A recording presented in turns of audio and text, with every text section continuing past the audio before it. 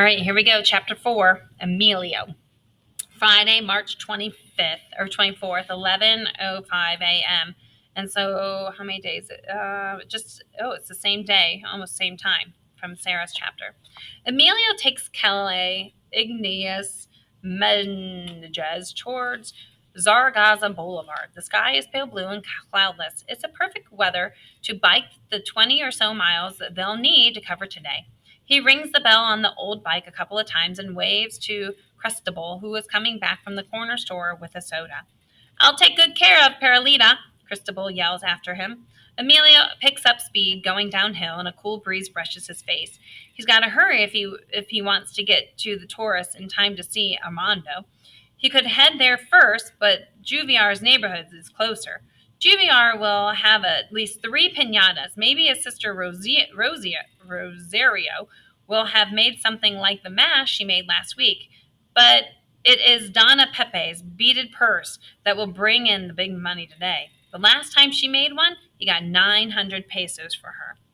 He turns right on Avenida Juarez, staying as close to the side of the road as he can. Even so, he can feel the cars whizzing by inches away from him. Some sick people think it's fun to come as close as they can to him, to his trailer and bike. He ignores them. Life's too short to waste valuable energy on imbeciles.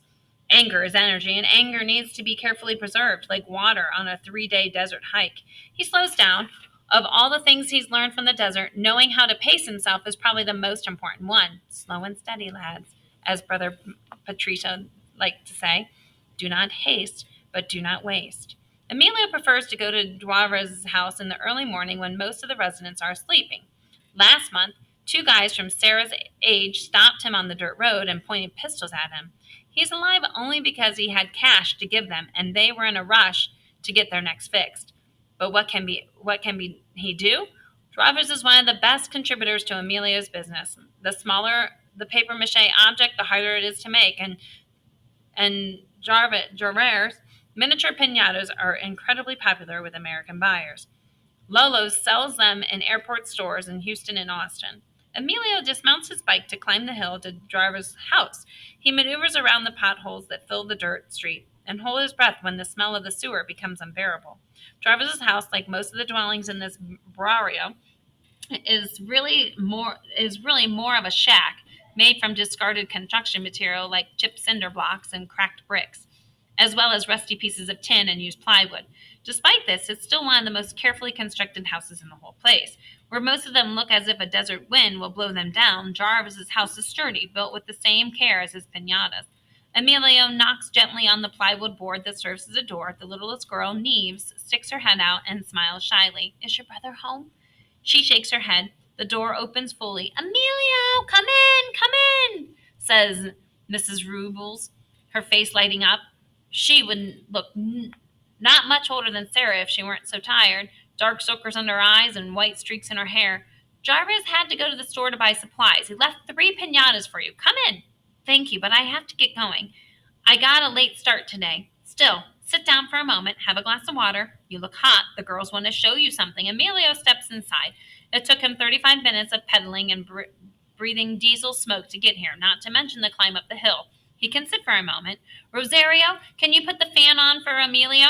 Rosario, Jarvis' older sister, rises slowly from the cot in the corner where she has been sitting. Hello, Emilio, she says warmly. I made something for you, and she bends down to get something from under the cot.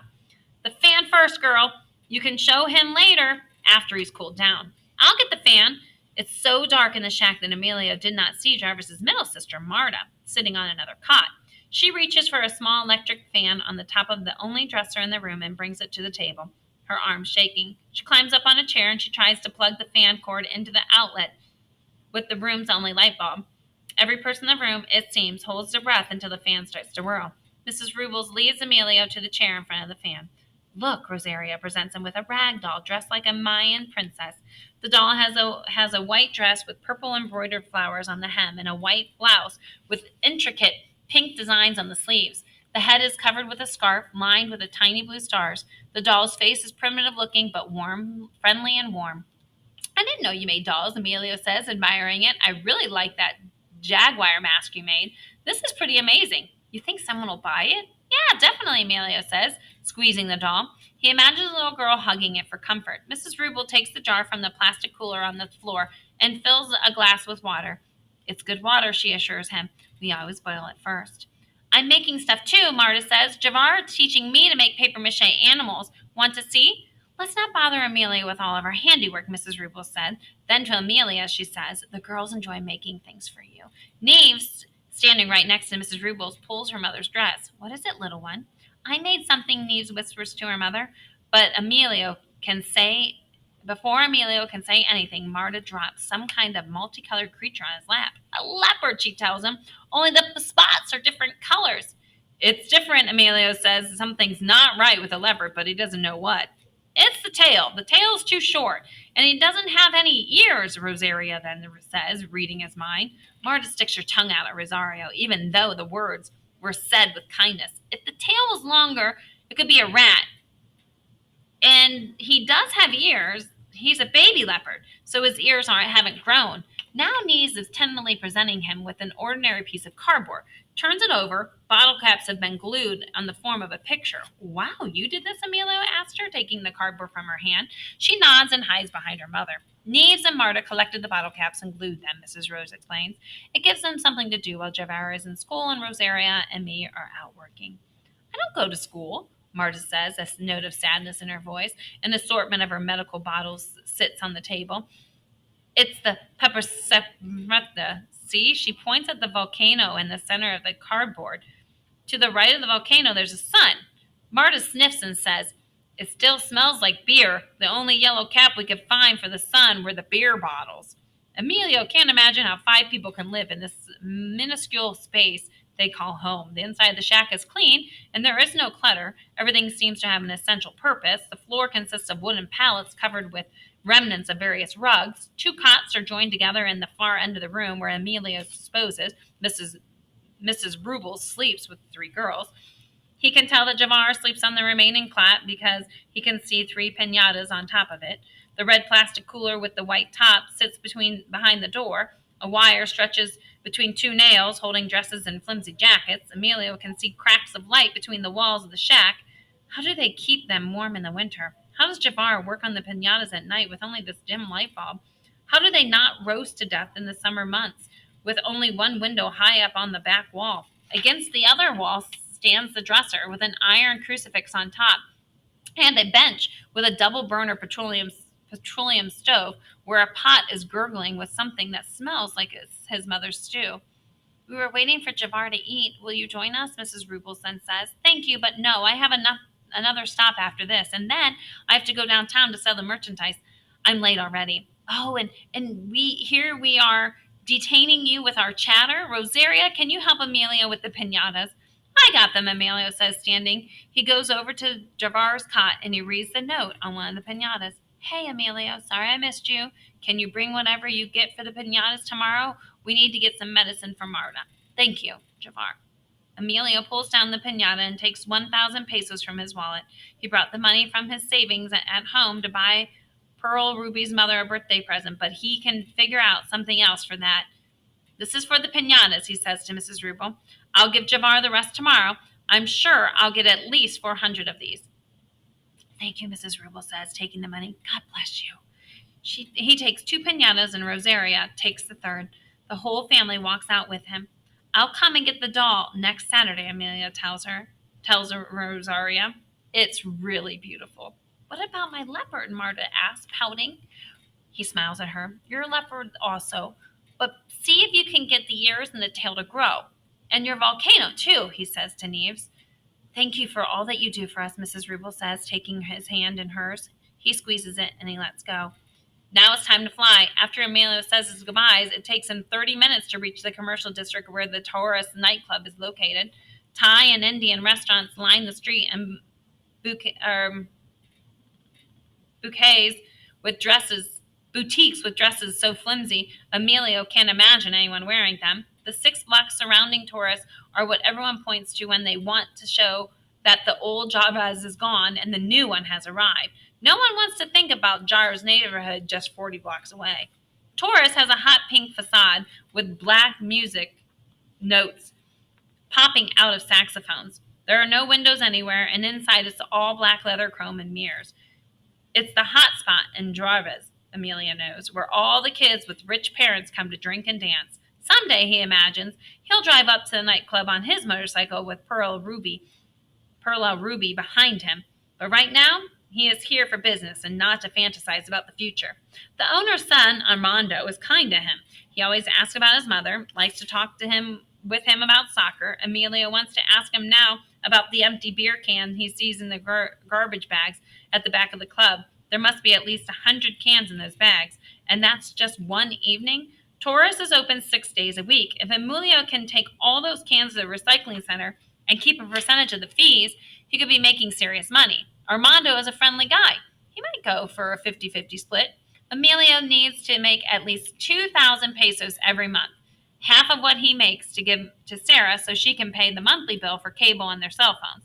The other half goes inside the fake Bible on his desk, his savings for a down payment for Paco's brother's motorcycle. Once he gets the motorcycle, he can make twice, maybe 3 times what he's making now. He can also take Sarah to work and pick her up afterwards. Riding those buses is too dangerous. He doesn't want that what happened to Linda to happen to his sister. Emilio's heart jumps when he turns into the alley to the nightclub. There's a parking lot. There in the parking lot is Armando walking towards a black Mercedes. Armando waits for him like he said he would. The day is looking good. Emilio Zapata, Armando practically shouts when he hears the rattle of the bike. How are you? Emilio dismounts and pushes the bike forward towards Armando. From the corner of his eye, he sees 4 garbage bags bulging with empty beer cans. Good to see you. He stretches his hand out to Armando. Hold on, Armando says, shaking his hand. I have to get something from the car. And he clicks the doors open and retrieves an envelope from the glove compartment. Come on in. You want a beer? No, thank you. Emilio tours Armando once that the Darapari code prohibits drinking, and now Armando jokingly offers him a beer every time he sees him. I just need to get a purse from Donna Pepe. How about a cup of coffee? Donna Pepe made a fresh pot a little while ago. Maybe some water. You got it. Armando is wearing white chino pants and a soft black t-shirt that makes his biceps bulge. Emilio knows he likes to work out. They go through the back door into the tourist's small office. Pepe, Emilio's here. Armando shouts through the door that leads to the nightclub. He opens a small refrigerator next to the desk and takes out 2 bottles of water. He gives one to Emilio. Sit for a second, he says. I got a proposition for you, like I told you. Emilio sits on the brown ottoman next to the sofa. I wanted to ask you something, too. Yeah? Well, 1 second. Armando gets up and he disappears into the darkness of the club. A few minutes later, returns and sits again. I wanted to make sure that Pepe was okay. The other day, I found her on the floor. She blacked out. She really shouldn't be working, but she insists on coming in. She says she'd go crazy with nothing to do at home. She used to take care of my father when we were kids. When he was a kid. She used to take care of my father when he was a kid, and he's 68, so you do the math. He raises a bottle and drinks. Emilio does as well. So you go first. What did you want to ask me? I was wondering about all those beer cans you throw away every day. I could take them to the recycling center and we could split the profit. The recycling center? That's like on the other side of town. You're going to bike all the way over there? It's no problem. Armando studies Emilio for a few moments and then laughs. Okay, they're all yours. 64, Emilio says. He knows you should always ask for more. 60-40, I'm sorry, than what you expect to get. Me 60, you 40, right? Armando then says. Man in the main office, please. Man in the main office. Sorry about that. The other way around. I'm doing all the work. You're just throwing the cans away now, Emilio responds in his best poker voice. All right, Armando says, laughing. You're tough, but listen, I need a favor from you. Donna Pepe hobbles in with something folded in a newspaper. Emilio stands and she hands him the package. Here's the purse, Emilio.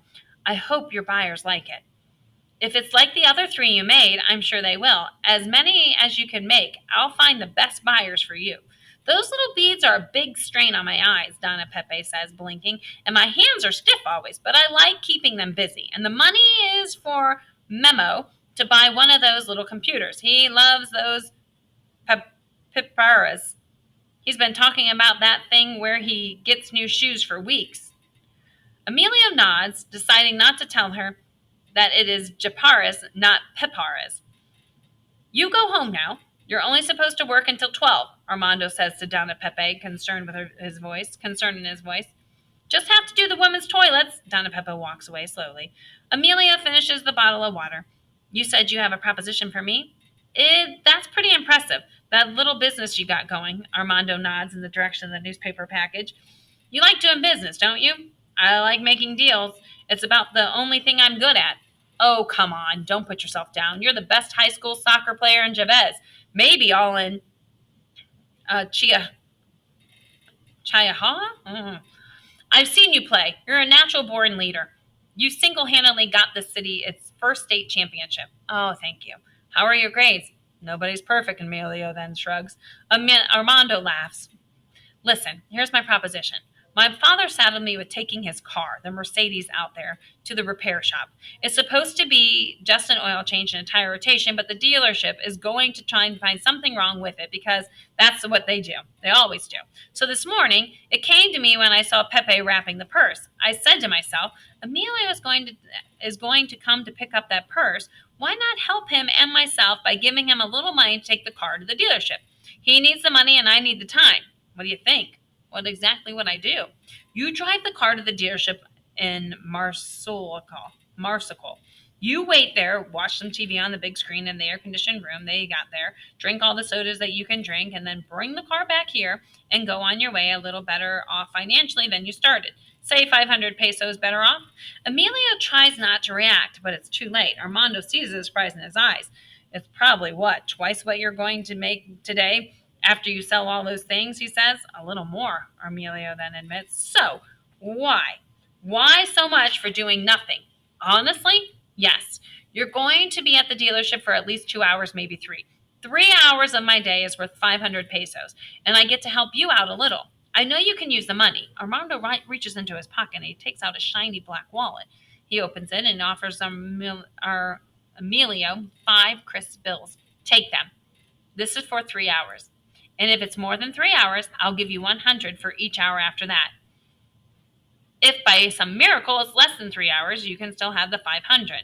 I don't care if you use the car afterwards to do anything that you were going to do on that antique you call a bicycle. I don't have a driver's license, Emilio says. Armando takes the card out of one of the wallet's compartments. If a cop stops you, show him this and ask him to call me. I'll take care of it. You got nothing to worry about. And the insurance on that car is probably more than you'll make in a lifetime.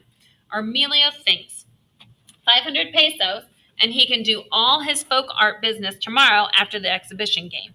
That's maybe 700 pesos net in just 2 days. That will go a long way to paying the monthly bill, and he'll be that much closer to owning the motorcycle. Okay, he says.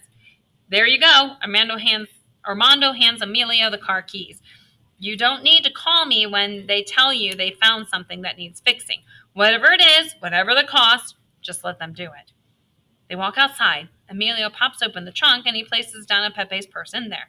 And then he walks over to his bicycle, where Jarves' pinatas from the trailer, and he puts them in the trunk as well. Armando, standing by the trunk, picks up one of the pinatas and examines it. So, who do you sell these to? He asks. Stores near the bridge of El Paso, nearly to Lala Therese. He owns a folks, mostly to Lalo Therese. He owns a art store downtown. And tourists buy them? He ships to stores in the United States. One of his clients owns a chain of stores at airports. How does he get them across the border? A shipping company. He knows all the custom regulations. He does it so much everyone knows him. Interesting. Armilio waits for Armando to finish inspecting the pinata. After a few moments, he takes it from him and he places it in the trunk with the others. I'd better get going. I'll bring the car back in the afternoon. Will you be here? It would be better if you took the car to my house. I'll give you a ride back here to pick up your bike. Can I just bring it here and leave the keys with the bartender? This is closer to my house. I have to be at a birthday party at Campresti at 6. Really? I used to live in Campresti before I got my own place. My father and little brother still live there. You know. Who's having a birthday? Emilio closes the trunk. The Esperanzas. Mrs. Esperanza, the mother of one of my classmates. No way! George Esperanza is my father's lawyer. You're invited to Judith Esperanza's birthday party? Emilio, you never cease to amaze me. I knew you were a mover and a shaker, but this takes you up a few notches in my already high estimation. Amelia waves to him as he gets in the car. Is it wrong to feel flattered and even honored by Armando's words? No, maybe. Whatever. It still feels good.